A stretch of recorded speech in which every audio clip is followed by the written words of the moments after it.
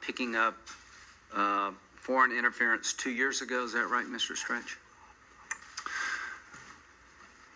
We've been tracking threat actors for several years, yes. Before the 2016 election cycle? Yes, that's correct. Okay. Did you find activity after the election?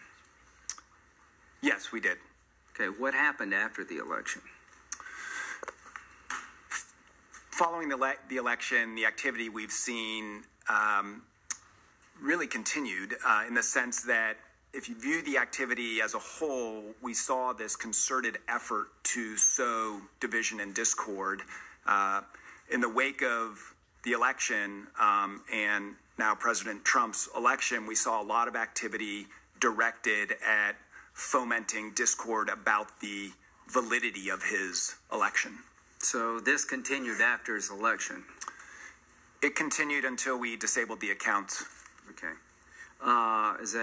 What about you, Mr. Edgett?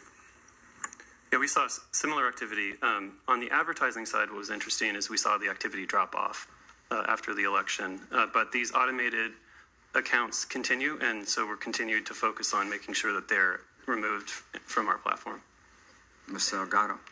The same is true for Google. It was a limited use of our platforms, certainly decreased once we terminated accounts, and we would expect that. Did you see any activity in the primary, Mr. Stretch? The activity that we've now attributed to the Internet Research Agency really started in 2015 and was ongoing through the primary, yes. Were these ads pro-Clinton, anti-Clinton, or could you tell? Or these activities?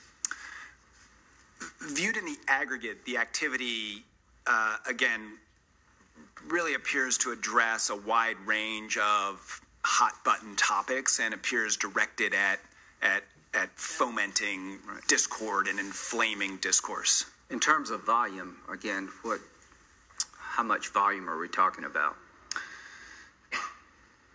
About approximately 90% of the volume we saw on the ad side appears to be issues-based. Primarily, a much smaller proportion were directed at particular candidates. But in terms of the actual Facebook, I think somebody said 1 in 23,000. I don't know, maybe that was another company. Correct. So in terms of the total volume of material on the site, it's a very small percentage. We estimate that the Internet Research Agency content was approximately 0.004% of the content in newsfeed during the time period in question. So to sum this up, and I'll come back with the jihadist in round two, Russia, as a nation state, started interfering in the election cycle back in 2015, and they continued after the election. During the election, they were trying to create discord between Americans, most of it directed against Clinton. After the election, you saw Russian-tied groups and organizations trying to undermine President Trump's legitimacy. Is that what you saw on Facebook? I'd say that's an accurate statement.